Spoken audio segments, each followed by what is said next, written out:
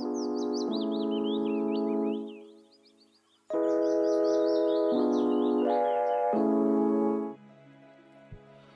guys, it's Oaks. Welcome to the channel and thank you for watching. The search is officially on. Thomas Tuchel is trying to find his man who is going to replace, quote-unquote, Tony Rudiger. As I always insist, you can't replace somebody like Rudiger or anybody really, because everybody is different. So you know what I mean, replacing in terms of we need another center back, right? Okay, now that you got the sense and the definition of replacing, let's go. So I made a video early on talking about Declan Rice and how he is the entire package. In America we call it combo, which means combination of everything. You know, you find every single thing on that boy. A little bit of John Terry, a little bit of Rudiger, a little bit of such and such, the Fabregas, the entire package on that guy. So if you haven't checked on that video, you should do it, because I gave more details and I don't wanna repeat what I've already said. And then more news came out, and they are talking about Jules Kounde. Jules Kounde been there for almost 2 years, right? Kounde. The last minute, boo, it didn't happen. And now we also heard about Fofana from Leicester City. Wesley Fofana to Chelsea Football Club is another option.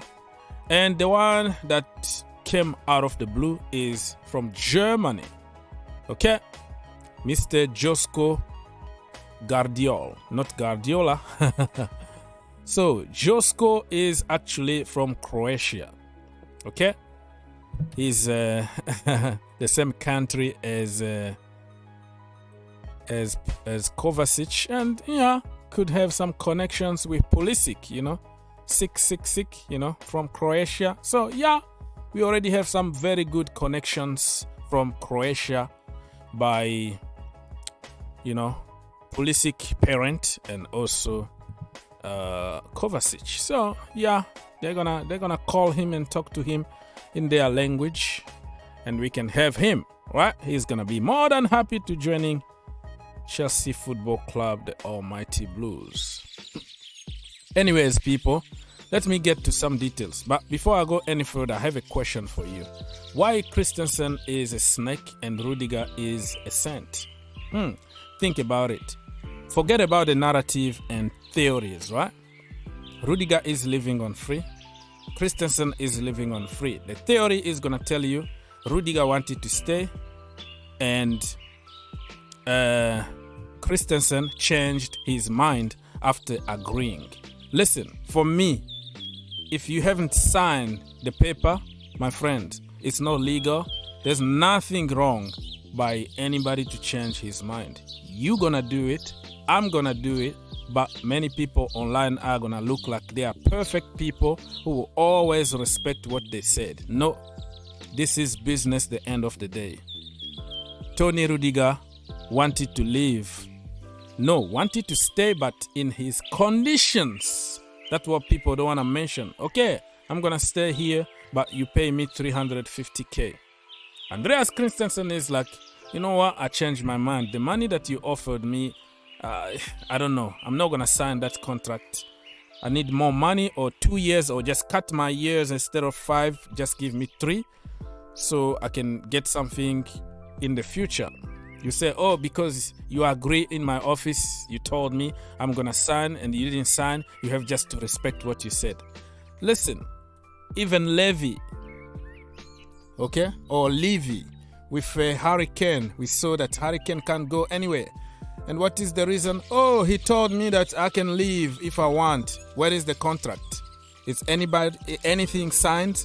When it's not legal, there's nothing wrong by changing your opinion. I would do it if you are a perfect guy that won't change your word if you find a better option somewhere. Congratulations to you, Mr. Perfect. So for me, all of them are in the same way, but Rudiger his camp really did the PR to make him look perfect. He's living in good term, quote unquote, and the other guy is the snake because he didn't want to. Oh, he doesn't want to talk. Who told you that he doesn't want to talk? He gave also his conditions, and the office were pushing him and forcing him to sign their way, and he was like, hey, I'm still a human being. I have my freedom intact. I'm not gonna sign. Okay, you respect my way, or let's find a common ground, or I'm gonna leave. You say no, leave then. So what do you want Christensen to say? For me, what Rudiger did and what Christensen did are the same way, but Rudiger used a very good PR machine, and Christensen didn't use any kind of PR to try to make it look like, yeah, perfect. Like, okay, I love, but I'm leaving. So, let's talk now very quickly about this guy here, Fofana. Forget about it, my friend. Fofana just had a very bad injury. A broken leg. He's coming slowly and surely after almost 1 year out. And then he just signed a contract like a few weeks ago. A new contract on top of the contract that he signed like a year ago. A new improved with a lot of money. People, listen. Leicester City are selling club, right? But they sell on their own terms. You're not gonna go there and bully them. They sold Harry Maguire for 80 million. They sold Ben Chilwell for 50 million. They're gonna say, okay, you want our player? This is the price. So if Harry Maguire cost 80 million, they didn't budge. They didn't want to negotiate or anything. No, forget that. They have money. They have rich owner, billionaire. They don't need any freaking money, but they know that they have to balance books. So you come to buy our player in our own terms. So Fofana, if you have 80 million or minimum 70 million, you're not gonna get him, my friend. Forget about it. Let's go to Mr. Kounde. Jules Kounde is the guy that everybody wanted Chelsea Football Club. He's a bowler, he's whatever. Him, again, Sevilla will never sell the way Chelsea want. Until the last minute in the transfer window in January, Chelsea went like 60 million. They said, no, you pay the release clause, 80 million or 75 million, I forgot how much it was, and you get your player. Without that, we're not going to let him go. What happened? It didn't happen. Chelsea were thinking, okay, they're going to change their minds. The money is too good. He's going to accept the last minute. They sold Zuma. And we were running short in the defense because of waiting, because of thinking that they're going to change their mind. No, Sevilla, they don't need money. Yes, they need money, but you have to accept exactly what they are demanding. They did with Diego Carlos. Newcastle went with 40 million. Give us this guy. They said, no, we're not going to sell. Just imagine imagine a team that they don't just budge. If they say no. If they say the price is such, you pay the money, you got the player, they are not going to budge. So, are you going to accept to pay 80 million on Mr. Jules Kounde? Or it's not your money and then we have to go for them? Because the money discussion always comes out when it comes to English players like Ben Chilwell or Declan Rice. Is too much money. But when it comes to some other people from other countries, we have to pay. Just go, man. Go. Yeah, it's cheap. But it is what it is. It's a Chelsea thing. That's what the sugar daddy taught us. That is the way. So now, no sugar daddy. We have to be smart. And being smart means Mr. Thomas Tuchel is going to have to think outside the box. Thinking outside the box, he's going to Germany. So let me remind you, Tuchel is looking for a leader, like I said in my previous video, a talking leader, and a Premier League proven, a versatile if it's possible, right? But if he goes for other players because he's lacking what he's looking for, and then he's gonna look away and go to Germany, for example. Mr. Josko Gvardiol, 20 years old. It's not a problem. He's 20.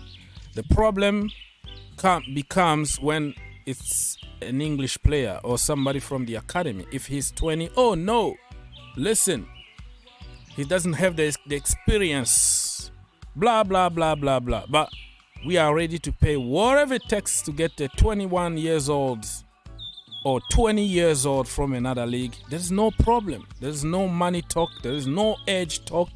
There is no experience talk. It's just get him at any cost. Very, very good. He's tall. So he's taller than Fofana, and he's taller than Jules Kounde. And you know, for me, the size matter.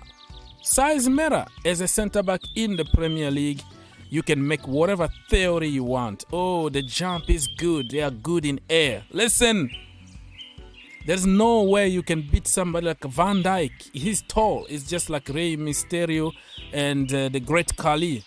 It's just exists in WWE. He can beat the Great Khali, but in real life, you can't beat Khali because you are too small. So yes, you can jump whatever you want. You can have the best timing in the world. At some point, you're gonna get bullied. That's the way it is. So this guy here is 20 years old. He's left-footed. Yeah, and you know that I am a big fan of left-footed players. I don't know how, but I have a mindset. Always think that a left-footed guy is always good. I don't know what it is, but I'm telling you the truth. 28 matches this season, 2 goals, 2 assists. He's very good. 7.46 rating here from this website here, but I'm not gonna pay attention because every website that you go, they're gonna have their own ratings, right? The market value is about 26 million. If you go on transfer market, they're gonna tell you 36 million. So you don't even know what to believe. And keep in mind, if Chelsea come knocking the door, the price is gonna go up. Okay, they're gonna set the price in 50 million so they can have some negotiation rooms because we are Chelsea Football Club. But hello, if Thomas Tuchel want this guy, right? I'm not gonna be opposed to it because I trust Thomas Tuchel to find us a gem, a hidden gem from Germany or from another league. And I am all for low-profile players this time. I'm sick and tired of being names. I am ready for somebody like this, like we never knew. I never knew him before. I never heard of him. And all of a sudden, boom, a Chelsea Football Club. I believe that Thomas Tuchel is going to make him a world class. If he wants him, he's going to do his magic. And we're going to see what's going to happen. And remember that Levi, Cowell, is almost 20 years old, the same age. The difference is he's been given a lot of time in the Bundesliga, the first division in Germany. And our kids are just in the academy or we learn them in the championship. That's the difference. But it is what it is. Leave your comment. Let me know if you know a little bit more about this guy here, Mr. Josko, and if you would like to see him at Chelsea Football Club.